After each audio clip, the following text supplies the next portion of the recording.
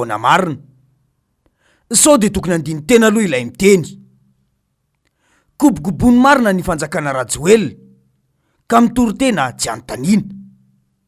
Isan'ny voakasika manokana ny eo anivo ny ministera ny serasera sy ny kolotsaina. Ilay ministra rahateo moa ministra ka tsy maintsy arovana ilay fitondrana satria samy migoaka ny mamy ao. Nahita izao aza fa efa voakena mafy dia itadiavana fomba mba ahafahana manodina resaka fahalalana maneho hevitra na ny liberté d'expression no resaketo. Nafana no sady te hamanina ny rivorivo ho an'ny fanjakana ny tombana izay nataony vondrona Europeana tamin'ny farany herinandro teo. Tombana mafonja izay nilazany fa tsy misy ny fahalalana maneho hevitra eto amintsika. Hitantsika rahateo ny fietsika izay nataony ilay ramatoa lehibe ny distrika tamin'ny fangatahana anao hetsika tany Soavinandriana izay nataony Antokotimy sy ny antokony fitondrana. Toerana mitovy izao fa de ny fitondrana ihany no nahazo alalana sy namory olona. Fanolavina ary tsy navela andalo tao Soavinandriana akory aza. Ny lehibe ny Antokotimy dia ny filoha teo aloha Marc Ravalomanana tamin'izany fotoana izany.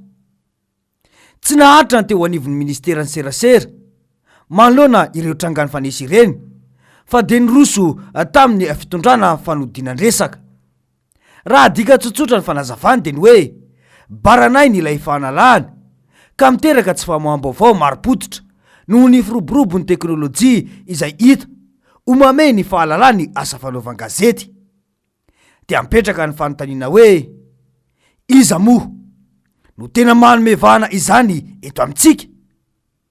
Toa adino ilay fanadiadina izay nataona mpanao gazety ny asa amina fahitalavitra vahiny fa voakasika amin'ny resaka fanodikodinam-baovao amin'ny alalan'ny tambajotra serasera io ministra io.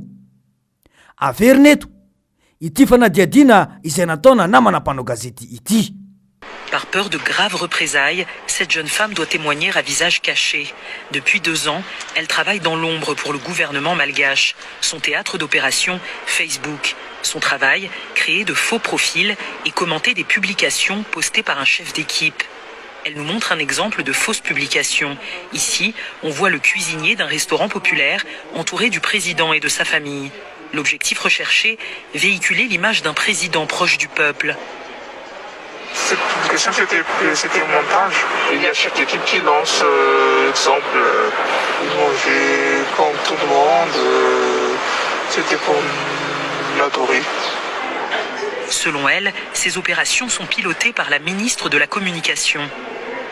Les intermédiaires et nos chefs d'équipe, ils nous ont dit dès le début que c'est madame la ministre de la Latina qui commandite toutes les communications parce que du coup c'est son domaine.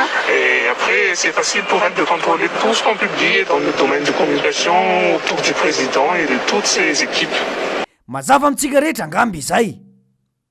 Voalaza ny fanadiadina teo fa ny ministra io no ao ambadika ireo compte fako, mpanova vaovao sy mpanova ny zavatra tsy misy ho izy ary ny misy ho tsy misy.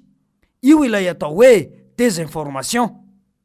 Raha ny angom-baovao izay natao moa ho an'i Madagasikara dia manodidina ny 2,3 ny ponina no manana internet ary 10,900 no mahavitrika amin'ny Facebook. Inono fa mameno io antotanisa io dia ny compte fako manohana fitondrana sy ny mpanova vaovao marina araka ny voalaza ny fanadiadina nataony mpanao gazety na manateo iny. Voaporofo tanteraka izany manoloana ireo tranga tonga eny anivon'ny cybercriminalité ireny. Raha vao olona tsy miray petsapetsa amin'ny fanjakana no manao adisona avetrany de aingana ny fahakarany raharaha eny anivon'ny fitsarana. Iza izany no maniraka olona anao sary manimbazimba filoham-pirenena teo aloha tahaka itony. Ninona mbara dia ray aman-dren'ny malagasy ny filoha Marc Ravalomanana. Dia nahoana no tsy hita mihitsy ilay tompon'io compte io hatramin'izao? Tsy tonga ho azy ireny fa misy olona matanjaka ao ambadika araka ny fomba fitenin'ny tanora ankehitriny. Iza moa no tsy mahafantatra io ministra io? Olona akaiky ilay filoham-pirenena satria na efa ahitana adisoana be vava sy makivy ireo mpiaradia amin'ny any Rajoelina aza. Tsy sainkitiana satria mahalala ny tsy ambaratelo ny angamba. Normal raha ohatran'izany no fanehoan-keviny. Raha miresaka Facebook sy ny maro hafa ary ny fanodikodinam-baovao izy, dia tokony andiny tena tsara aloha hoe iza marina moa no tena tompon'antoka amin'ireny. Samy mahita izao fa tery ny fahalalany asa fanaovan-gazety eto amintsika, na hatramin'ny RSF na ny Reporters sans frontières aza miaika, fa miemotra larina be dia be isika fa i ramatoa minisitra tsy maintsy mijoro miaro ilay fanjakana hoe malalaka ilay asa eto amintsika.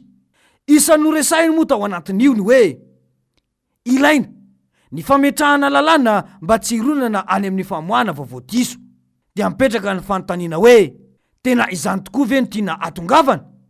Mazava ny tanjona dia ny ifehezana ny vaovao izay mivoaka tahaka ny tamin'ny Covid-19 ireny, fa fombafomba fotsiny io filazana io. Hitantsika tsara fa tsy namenatra azy akory aza no nametraka fepetra amin'ireo mpanao gazety izay manao fanadihadiana lalina momba ny fikaroham-baovao any amin'ireny borom-panjakana ireny no hoe tsy maintsy mangataka alalana. Amin'izay mantsy efa zavatra voaomana sy efa tsara baiko no azo ny mpanao gazety, ka betsaka ny marina no voalentika sy tsy fantam-bahoaka. Tsaroantsika tsara angamba ity vaovao ninina paritaka teto ity. Mpanao gazety tamina onjam-peham-panoana fitondrana avokoa no nanao ilay fandaharana, ary nanoerana ny fandaharana iray teto amin'ny fahitalavitra sy ny onjam-peo MBS, ny AZ Radio TV sy ny So Radio ary ny Radio Maday izy io tamin'izany. Izao no vaovao nivoaka tamin'ny fandaharana io. Vaovao farany voaraiko zao amin'izao ora izao dia misy fitaovam-pidiana tratra ankify any ambanja hoe fitaovam-pidiana an'izy ireo araka ny fanadihadiana natao ihany koa, satria ny tena mpanao gazety dia manao ny recoupement dia fantatra fa ny avy amin'ny mpanohitra no nanafatra an'ireo napiditra an'ireo antsokosoko tany ankify. Fantatra ihany koa tamin'ny alahady teo fa misy pikaramanady zany efa professionnel ireo nafaran'ny mpanohitra manokana mihitsy zany zay efa tonga ny Mosbe noentin'ny fiaramanidiny Ethiopian Airlines. Entsika tsara ngamba ny fanazavana izay nataony teo izay. Nolazaina sy nambara teo fa misy fitaovam-piadiana tratra nampidirina antsokosoko ary notsindrina sy notononina anarana mihitsy ny hoe mpanohitra no nanafatra azy io miaraka amin'ireo pikaramanady. No amafisy ny mpanao gazety io tamin'izany fa efa rekoupe io vaovao io. Ny ministry ny filaminam-bahoaka ihany, izay ministra ao anatin'ny fitondrana io ihany no nandiso io vaovao io izay navoaka ny mpanao gazety manohana fitondrana io. Hoy mantsy izy hoe tsy nisy hatreto aloha ny mpananobohatra ny eritreretina ho tonga na ny fitaovam-piadiana nampidirina tao entina dia mena saim-bahoaka fotsiny zany ary eto zahay dia miantso ny vahoaka ray manontolo tony. Fa ahoana mariny? Iza izany no nanome vaovao diso an'io mpanao gazety io? Raha izany tsy vitany hoe vaovao fotsiny mantsy fa sady miteraka fikorontanana amina vahoaka ny tahaka izany. Saingy taona angina ilay raharaha. Ny MBS TV indray ity no notapahina sy tsy ho alefa amin'ny chaîne parabolika. Inona marina fa raha mpanao gazety mpamoaka vaovao eo anivon'ny fanoerana angamba no namoaka izany, dia tsy haintsony ny hafarany ilay mpanao gazety sy ilay orinasa antserasera izay iasany. Dia miteny ilay ramatoa minisitra fa hoe betsaka loatra ny fanodikodinam-baovao eto amintsika. Fa ahoana mariny?